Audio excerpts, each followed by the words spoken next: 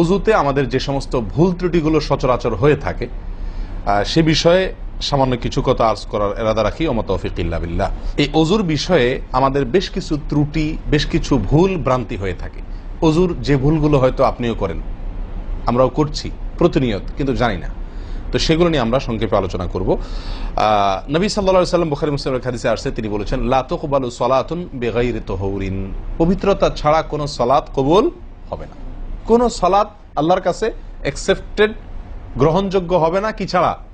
তাহারাত ছাড়া, অজু ছাড়া। মুসলিম বর্ণিত হাদিসে আসছে, নবী সাল্লাল্লাহু আলাইহি ওয়াসাল্লাম বলেছেন, যে ব্যক্তি পরিপূর্ণভাবে অজু করবে, পরিপূর্ণভাবে অজু করবে, ভালোভাবে অজু করবে, এবং অজুর শেষে কালিমাতুশ শাহাদা যেটা আছে, আশহাদু আল্লা ইলাহা ইল্লাল্লাহু ওয়াহদাহু লা শারীকা লাহু ওয়া আশহাদু আন্না মুহাম্মাদান আবদুহু ওয়া রাসূলুহু, এই কালিমায়ে শাহাদা পাঠ করবে অজুর শেষে, এই ব্যক্তির জন্য আল্লাহ সুবহানাহু ওয়া তাআলা জান্নাতের সমস্ত দুয়ার খুলে দিবেন। প্রিয় ভাইরা, এখন আসি আমরা অজুতে কি ভুলগুলো আমাদের এমন হয় যেগুলো কারণে আমাদের অজুর পূর্ণতা নষ্ট হতে পারে।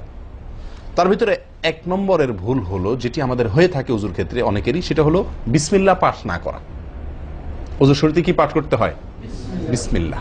আপনি যখন হাত ধুয়ে অজু শুরু করবেন, দুই হাতের কবজি দুই হাতে অজু শুরু করবেন না, প্রথম কাজ, তার আগে আপনি কি করবেন? বিসমিল্লাহ। বিসমিল্লাহ বলে হাত ধুয়ে তারপর অজু শুরু করবেন। বহু লোক আছি আমরা, অজুখানায় ওই গল্প করতেছি, আড্ডা মারতেছি, কথাবার্তা বলতেছি, এই বলতে বলতে অজু শুরু করে দিছি। তাহলে বিসমিল্লাহ কখন পড়তেছি?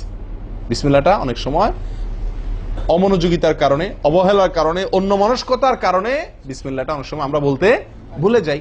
অথচ এই বিসমিল্লাহ পাঠ করা অজু শুরুতে অনেক বিশেষজ্ঞ আলেমের মতে ফরজ। অনেকে বলেন বিসমিল্লাহ পাঠ না করলে অজুই হবে না, আপনি যদি ভুলে বাদ দেন অজু হলো না। যদিও সংখ্যাগরিষ্ঠ ওলামাদের মতে এটা না, তাদের মতে বিসমিল্লাহ পাঠ করা এটা অজুর সুন্নাহ। এটা হলো অজুর কি? সুন্নাহ। এটা আপনি যদি বিসমিল্লাহ বলে যদি অজু শুরু করেন, তাহলে অজুটার ভিতরে পূর্ণাঙ্গতা আসলো।